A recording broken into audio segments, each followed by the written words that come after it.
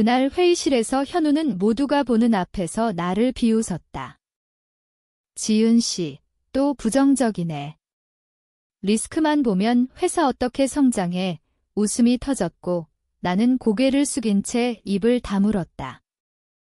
그날 밤 그의 휴대폰에서 왕리라는 중국 여자의 메시지를 봤다. 오늘도 보고 싶어. 서울 와서 꼭 만나자. 사진 속 그녀는 내 남편의 팔을 꼭 잡고 있었다. 나는 아무 말도 하지 않았다. 말하면 회사에서 내 목소리는 더 작아질 테고 집에서는 싸움이 될 테고 결국 내가 잘못한 사람이 될 터였다. 한국 회사에서 여자가 너무 예민하다는 소리를 들으며 살아남는 법을 나는 이미 알고 있었다. 그래서 침묵했다. 침묵이 나를 지켜줄 거라 믿었다. 하지만 침묵은 아무것도 지켜주지 않았다. 중국 부동산 프로젝트가 터졌다. 우리가 투자한 상하이 외곽의 대규모 개발 사업, 왕리가 소속된 회사와의 합작. 나는 처음부터 위험하다고 보고서를 올렸다. 부채 비율, 지방정부의 숨겨진 규제, 시장 과열 신호. 현우는 보고서를 훑어보더니 내 앞에서 웃으며 말했다. 지은아, 내가 너무 조심스러워서 내가 돈을 못 버는 거야? 2조 4천억. 그게 우리가 날린 돈이었다. 주식은 폭락했고 언론은 회사를 물어뜯었고 주주총회에서 누군가는 사퇴를 외쳤다. 현우는 살아남았다. 그는 모든 책임을 나에게 돌렸다. 리스크 관리 부서가 제대로 된 분석을 못했다. 는 식으로. 이사회는 나를 희생양으로 선택했다. 나는 한 달 만에 사직서를 냈다. 명예퇴직이라는 이름으로. 집에 돌아오니 현우는 이미 짐을 싸고 있었다. 미안해. 근데 너도 알잖아. 지금 상황이 얼마나 심각한지. 그는 왕리와 함께 중국으로 떠날 준비를 하고 있었다. 나는 이혼 서류에 도장을 찍었다. 재산 분할도 위자료도 포기했다. 그저 빨리 끝내고 싶었다. 그 후로 나는 강남의 원룸에서 혼자 살았다. 밤마다 그날 회의실에 웃음소리가 들렸다. 부정적이네. 그 한마디가 내 경력을 묻었고 내 결혼을 묻었고 내 자존감을 묻었다. 나는 거울을 볼 때마다 내가 사라지고 있는 걸 느꼈다.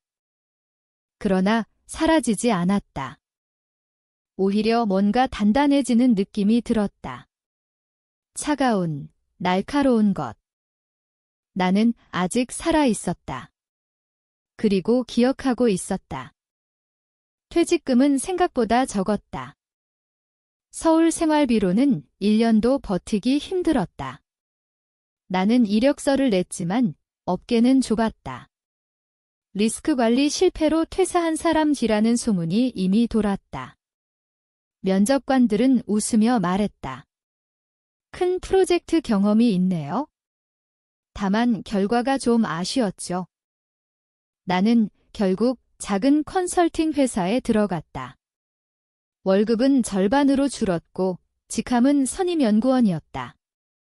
동료들은 나를 동정하거나 피했다. 나는 그저 묵묵히 일했다. 퇴근 후에는 집에서 노트북을 켰다. 중국 부동산 시장 자료, 왕리의 회사 동향, 현우의 새로운 행보. 현우는 잘 나가고 있었다. 회사는 그를 희생시키지 않았다.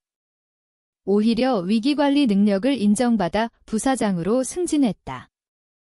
언론 인터뷰에서 그는 담담하게 말했다. 일부 부서의 판단 미스였지만 우리는 빠르게 대응했습니다. 나를 언급하지 않았다. 당연했다. 나는 그의 SNS를 팔로우했다. 공개 계정이 아니었지만 옛 동료를 통해 볼 수 있었다. 상하이 출장 사진, 왕리와 함께 찍은 레스토랑 사진, 태그는 없었지만 배경이 같았다. 고급 와인 잔을 든 손의 캡션은 늘 같았다. 새로운 기회. 나는 그 사진들을 저장했다. 처음에는 그냥 분해서였다. 나중에야 이유를 깨달았다. 증거였다. 아직은 쓸 곳이 없었지만 언젠가 쓸모가 있을 거라는 예감이 들었다.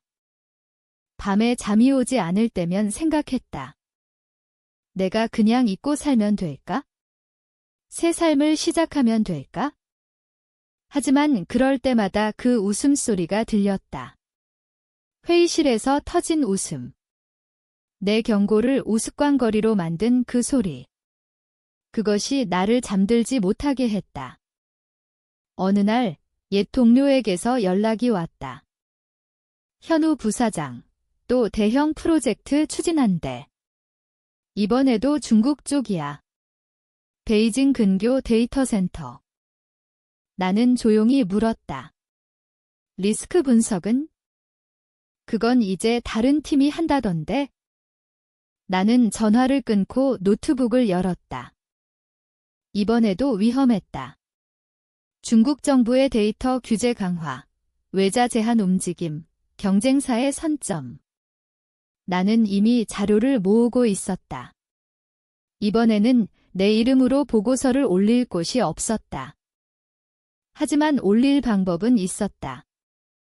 다른 방법으로. 나는 익명 이메일을 만들었다. 받는 사람은 금융감독원, 청와대 민원실, 주요 경제지 기자들. 첨부 파일은 내가 퇴사 전에 백업해둔 내부 자료 일부였다. 현우가 왕리의 회사로부터 받은 컨설팅 피 명목의 돈 흐름, 의심스러운 계좌 내역. 증거는 아직 약했다. 하지만 씨앗은 심었다. 현우는 눈치채지 못했다. 아직은. 나는 다시 그의 주변을 맴돌기 시작했다. 퇴사한 지 1년 만에 옛 동료 모임에 나갔다. 모두가 나를 어색하게 대했다. 현우도 왔다. 그는 나를 보자 살짝 놀란 표정을 지었지만 곧 웃었다. 지은 씨, 요즘 어때?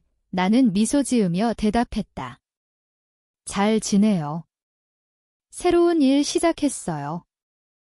그날 밤, 나는 술에 취한 척 그의 차에 탔다. 현우 씨, 예전 생각나네요. 그는 조심스럽게 말했다. 미안해. 그때 상황이 복잡했어. 나는 고개를 끄덕였다. 알아요. 이제 다 지난 일이죠. 그날 이후 우리는 가끔 메시지를 주고받았다.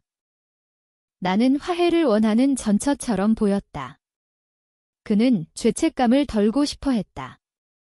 나는 그 틈을 이용했다. 그의 새 프로젝트에 대해 자연스럽게 물었다. 그는 조심스럽게, 그러나 자랑스럽게 이야기했다. 이번엔 확실해. 정부 지원도 받고. 나는 조용히 기록했다. 그가 말한 파트너사 이름, 투자 금액, 일정. 그리고 그 정보를 다시 익명으로 뿌렸다. 이번에는 더 구체적으로. 특정 기업의 중국 데이터 센터 프로젝트, 뇌물 의혹 제보. 소문이 돌기 시작했다. 현우는 불안해했다. 나에게도 물었다. 요즘 이상한 소문 들어봤어? 나는 놀란 척했다. 무슨 소문이요? 그는 대수롭지 않게 넘겼지만 눈빛이 흔들렸다. 나는 처음으로 만족감을 느꼈다. 작고 차가운 만족. 하지만 동시에 두려움도 느꼈다. 내가 하고 있는 일이 점점 더 깊이 빠져들고 있다는 걸 알았다. 프로젝트가 본격화되면서 현우는 바빠졌다. 나는 더 가까이 다가갔다. 도움될 만한 자료 있어요? 예전에 모아둔 것 그는 고마워하며 받았다. 내가 준 자료에는 미세한 조작이 있었다. 경쟁사의 움직임을 과소평가한 데이터, 중국 정부 정책의 긍정적인 면만 강조한 보고서. 그는 그것을 믿었다. 내가 여전히 그를 사랑한다고, 적어도 해치려 하지 않는다고 믿었다. 나는 밤마다 토했다. 내가 만든 가짜 숫자들을 보면서 내가 과거의 나를 배신하고 있다는 생각이 들었다. 하지만 멈추지 않았다. 멈추면 다시 그 웃음소리가 들릴 것 같았다. 왕리가 서울에 왔다. 현우는 나에게 숨기려 했지만 나는 알았다. 호텔 예약 내역, 카드 사용 내역. 나는 왕리에게 익명 메시지를 보냈다. 박현우 부사장의 부인이 모든 걸 알고 있습니다. 그녀는 당황했다. 현우에게 따졌다. 두 사람 사이에 금이 갔다. 현우는 나를 의심하기 시작했다. 어느 날 갑자기 전화가 왔다. 지은아, 너 요즘 이상한 일 없었어? 나는 담담하게 대답했다. 무슨 일요? 그는 잠시 침묵하더니 말했다. 아니, 아무것도. 하지만 나는 알았다.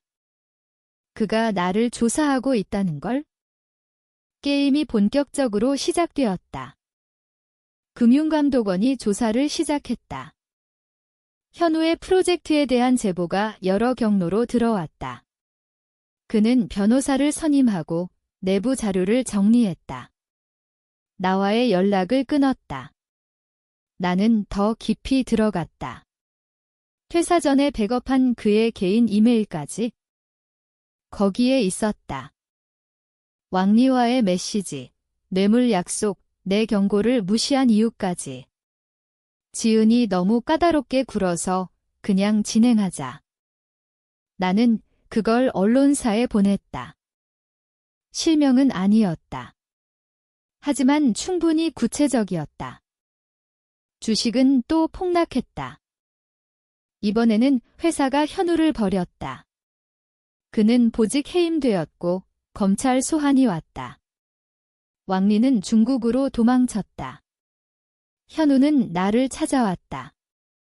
비 오는 밤, 내 원룸 앞에서. 지은아, 너였지?